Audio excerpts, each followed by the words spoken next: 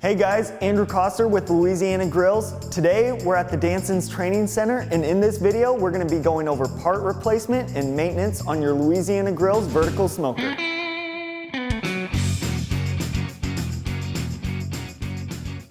In this video, we're going to go about showing you how to replace the RTD in your vertical smoker.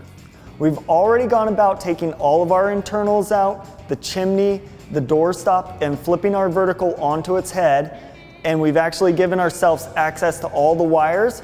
From there, our next step is going to be to actually disconnect the RTD wires and start feeding them through the hole at the bottom of the grill. And then we're going to go inside the grill and remove 2 Phillips head screws that hold the RTD in place.